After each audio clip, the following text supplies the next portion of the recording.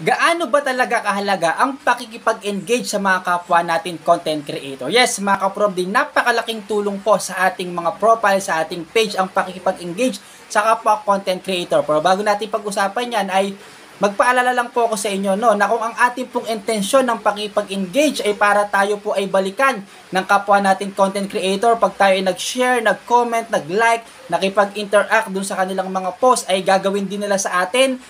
Tapos pagka hindi po nila gawa ay magagalit po tayo. Nako, stress lang po ang aabutin po natin dyan. Dapat gawin natin yung pakipag-engage for our own sake. Para po sa sarili nating kapakanan. Dahil once na nakipag-engage ka sa kapwa natin content creator, kahit hindi ka nila i-follow back, so lalawak rin ang ating visibility dahil ire-recommend tayo sa kanila ni Facebook. Take note, kahit hindi po sila mag-follow back po sa atin, ay maaring dumaan sa kanilang mga timeline ng ating pong mga content. Kaya napakahalaga ng pakikipag-engage, hindi lamang po ang dahil ay para balikan nila tayo, kundi para din po sa ating mga sarili. At kung balikan po nila tayo, so bonus na lang po yun. So be thankful po tayo. Pero kung sakaling hindi nila tayo balikan, hindi nila gawin yung ating ginawang pakikipag-engage sa kanila, okay lang po yun. Huwag po tayong ma-stress dahil meron din po yan feed sa atin. Dahil makikita po nila ang ating mga post. For more updates, follow nyo po ako. Salamat po. Pakishare na rin ang video na ito.